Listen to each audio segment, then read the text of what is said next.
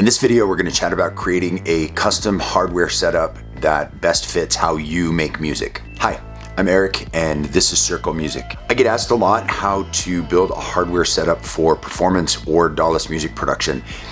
And the reality is there are as many answers as there are musicians. But for this video, I've tried to distill it down into 10 questions to answer to help you select your gear and guide your selection and setup process. Question number one to ask yourself is, what are you making? Are you going to be making techno, house music? Are you going to be scoring films? Are you going to be making video game music, hip hop, ambient, or something else? The type of music that you're making is going to have a big impact on the type of gear you select and the setup that you finally end up choosing. Question number two, does it have to be portable? Is this a setup that you're going to be taking with you to perform in a club or perform outside somewhere? Or is this going to be something that's going to live in your music studio or your home or your basement and something that doesn't need to be moved around? Portability is a big factor. Question number three is, where do your talents lie? Are you a keyboard player? Are you a finger drummer? What kind of equipment do you feel most comfortable using? If you are someone like Corey Henry, obviously you're going to lean towards keyboards. If you are someone like Jeremy Ellis, you're going to lean more towards things that are designed for finger drumming. And if you're like most of us, you're not any one of those people. So you're going to have to figure out what you're the most comfortable creating music on, what type of equipment you're most comfortable creating music on as far as the hardware setup goes, and you're going to lean towards those pieces of kit. Question number four is, do you want to create sounds from scratch, or do you want to use other sounds and manipulate them in order to make music? This will have an impact on what gear you choose, because if you're going to be making things from scratch, that's going to lean you more towards synthesizers, and there's a lot of different types of those to select. If you're more interested in using existing sounds like samples, that's going to lead you towards a different type of equipment and a different type of workflow. Question number five is, what type of equipment do you need to actually make and manipulate the sounds that you've decided that you want to make and manipulate? So if you're going to be making sounds from scratch, that means synthesizers, but are you thinking analog synthesizers, wavetable synthesizers, FM synthesizers, modular synthesizers? There's all different sorts of synthesizers to make and manipulate the sounds that you want.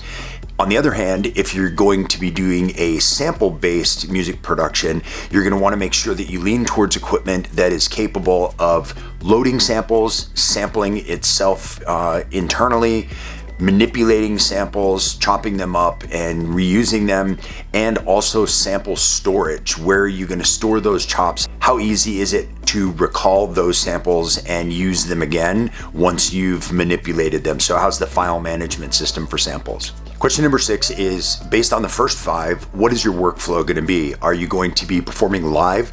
Are you going to have a lot of parts of your set or your production pre-prepared, and then you'll be triggering that live? Are there going to be certain parts that we're going to be playing sequenced, and then other things that you're going to play live on keyboards or drum pads? All of those things are going to determine your workflow, either for production or for performance using your hardware setup. Question number seven is, do you prefer specialists or do you prefer jack of all trades when you're looking at equipment? Each one of them has a lot of advantages and disadvantages, and it really comes down to personal preference, as do all of these things.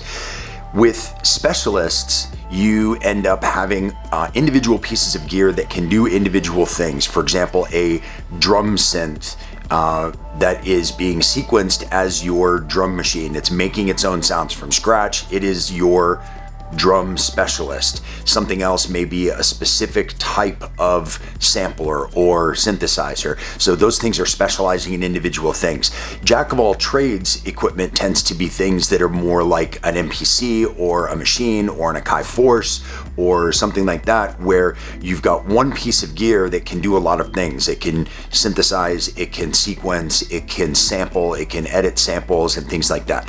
So the advantages and disadvantages, the jack of all trades, first and foremost, the big advantage is way more portable. You've only got one piece of gear. You also have a lot less connections. You're probably only connecting to your external source or maybe one other piece of kit. Whereas with specialists, you have audio channels, MIDI channels, things like that we'll talk about in a little bit.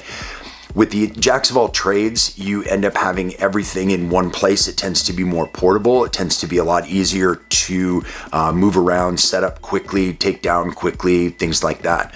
Now, the disadvantage of the jacks of all trades is that there tends to be a lot more menu diving, because generally your surface or whatever you're using can only do one thing at a time. So you need to page through things to get to the next function. So if you're doing MIDI editing in a sequencer and then you want to edit parameters in a synthesizer, a lot of times you'll have to go to a different menu or a different page in order to do those things. So you end up diving a lot and staring at the screen a lot and diving through menus. Whereas with specialists, a lot of those functions of each of those individual synthesizers or samplers or things like that tend to be knob per function. So if you're using a synthesizer, you may have a filter cutoff, and then you may also have an effects knob right next to it, where if you were using a jack of all trades, you might have to go to one page in order to manipulate the filter cutoff, and then go to another page, another menu, in order to manipulate that effect that you wanted to manipulate. So there are pluses and minuses to both, so it's definitely something to spend a lot of time considering. Question number 8 is a big one. This is who are going to be your band members or your orchestra members, depending on how you look at your live setup. You're going to want to have certain band members or certain orchestra members depending on the type of music that you are producing or performing. These are more and less important for different genres of music. Now, for example, you may want to have one of your band members be the brain of everything. That is your central sequencer that is sequencing all of the other instruments. Or you may want to have individual ones that have their own sequencers in them. However, you're going to want to have one central brain controlling MIDI clock if you do have different outboard sources. So that central brain can have its own functions, or it can just be the clock and the controller and the trigger that gets everything else to work together. Your next band member that you might want to consider is your drummer or your percussion section if you're thinking about an orchestra. Is that going to be a sampler with drum one hits that you're playing on that, or that you're sequencing on that? Is that going to be a drum synthesizer that is creating those drum sounds from scratch, that has an internal sequencer, or that you're sequencing from external gear? But you're going to want to figure out which piece of gear is handling your drums and percussion. The next band member that you want to think about is your bass player. Who's handling the bass? Is that a particular synth? Is it, say your favorite really fat analog mono synth? Or is that a certain sample player and you've got a lot of great bass samples that you want to use and play that? But keep in mind that you do want to have something that will handle your bass, something that has really good low-end sound, sub-sounds, and things that you can manipulate and control in those frequencies. The next piece of your band, the next band member, is your lead singer or your lead guitarist. And this is going to be something that has good mid and high frequencies, so that those can be manipulated a lot as well. So is that a synthesizer that sounds great in those frequencies? Is that samples that you have if you're going to be doing a sample-based workflow, but something that handles those kind of mid and high frequencies? Something else to consider in here if you're doing a synthesizer-based workflow as well as a sample-based workflow, is your lead instrument going to be, or are your lead instruments going to be monophonic or polyphonic?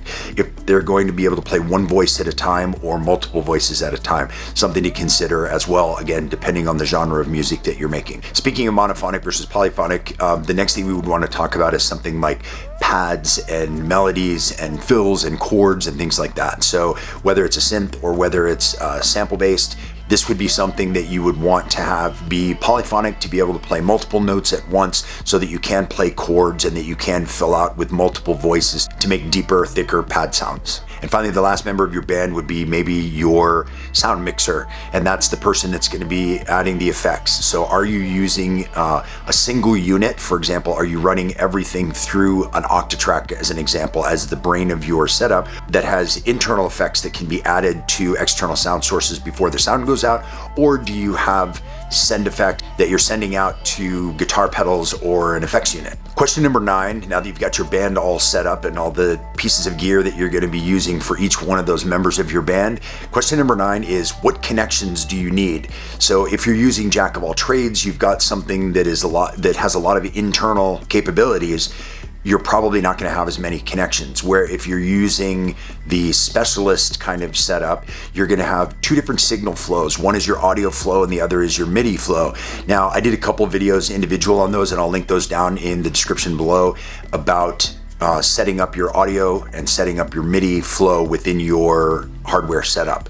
So talking first about audio flow, if you have a brain of your setup, there are a number of them that are out now that have a lot of external inputs. So say the Octatrack has 4 mono inputs, you've got the MPC-1, you've got a whole bunch of the others that have inputs that you can run external sound sources into your brain and then run out from your brain to either your recorder if you're producing or to the house setup if you are performing live. So that can be handled all internally with your audio routing. If you don't have a central brain unit that can handle that sort of audio routing, you're going to want to look at a mixer. And that mixer can sum all of your audio signals into one stereo output that can be sent either to your recording source if you're producing or to your house setup if you are performing live. Some of those mixers also have internal effects per channel. They have the ability to EQ and compress things per channel. You can set volume levels and things like that. So it's nice to be able to have that control. Whereas if you've got a unit, for example, like the Octatrack, it is more of an all-in-one unit when you're talking about your audio chain, but there's a lot of menu diving to be able to manipulate each individual channel's audio and get that output the way that you want it to. And then when we talk about your MIDI signal flow, you're going to want to make sure that your central brain that's controlling your clock has enough outputs or the ability to output so that you can run out to the pieces of gear that you need to control. And you're going to want to make sure those pieces of gear have ins, outs, and throughs enough to be able to do a full signal chain.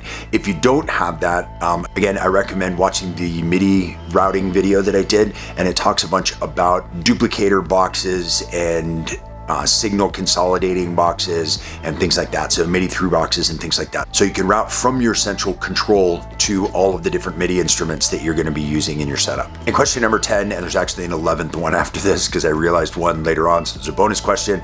But question number 10 is, where will you output to? Are you going to be recording with this? Is this your production and recording setup? So are you going to be going out to a hardware recorder? Are you going to be going out to a DAW? And if you're not going to be producing with this, but this is going to be a performance setup, are you going to be going out directly to a speaker setup, or are you going to be going out to a house system or whatever, DJ mixer or whatever? If this is your production setup and you're thinking about hardware recorder versus DAW, hardware recorder is a bit easier unless it's a hardware mixer that has recording capabilities, like the Model 12, where you can route a bunch of signals into that and then mix them and record in that. You're going to want to do all of your mixing and everything and send out to just a single stereo output to go into your recorder. If you're going into a DAW, then you're going to want to consider your sound card. Does your sound card have enough inputs in order to connect individually each of your pieces of kit, or are you going to sum them through a mixer into a sound card into your DAW? There's also an option, for example, with the Electron gear where you can use their free software Overbridge. So for example, if you have an Analog Rytm, you can output all of the different instrument outputs to different channels in your DAW over USB, so you don't need audio outputs that way. So you can do the audio over USB and you can actually split to different channels. And there's quite a few different pieces of gear that can do that. But what's great about it is being able to create something on hardware, and then if you're going to be using a DAW to mix it down and organize things later on, you can actually split out each one of those signals into a different channel. And so that way within your DAW, you can swap out an instrument if you don't like it, or if you want to add something different, you can remix the levels within there. You can add effects to individual instruments and individual sounds. It allows you to really have a lot of control over the manipulation of the sound coming out of your hardware kit. If this is going to be a live setup, being able to sum everything to a single stereo pair out becomes relatively important, because if you're going to be playing in a club or something like that, you're going to want to be able to send a signal to either the central mixer of the club setup or out to a DJ mixer to a channel for that. So you're going to want to keep those connections in mind as far as where you're sending the signal to. And question number 11 the bonus question. As you go forward with this setup, is this full setup going to be the only way that you can record? Or are you going to need to be able to sketch ideas on a piece of portable equipment and bring it back into your hardware setup for production or performance? Think about that as you're going forward, because if this is the only place, the only way that you can record, it does limit the amount of time that you can put your ideas together because you have to have all of your gear. My personal workflow that I like to use is I use the Synthstrom Deluge because it's really portable, battery powered, and I can do a lot of things on it. I can sketch out a lot of ideas, and then I bring it back in to a studio and I can hook it up with other pieces of hardware. I can hook it up to a DAW. I can send out signals anywhere that I want to and kind of remix that whole idea that I came up with portably on the Deluge.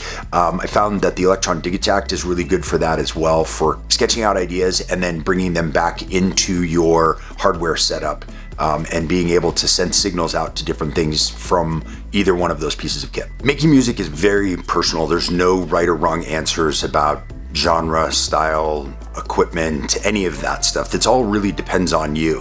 What may be right for me may or may not be right for you. On this channel, I share what I've learned and what I'm learning at the moment to hopefully inspire you to find your musical path. So if you get something out of this video, please hit the like button down below and let YouTube know you did. And if you'd consider subscribing, I'll do my best to share my learnings and curiosities with you in videos in the future. Thanks for watching, and please keep being creative and keep learning.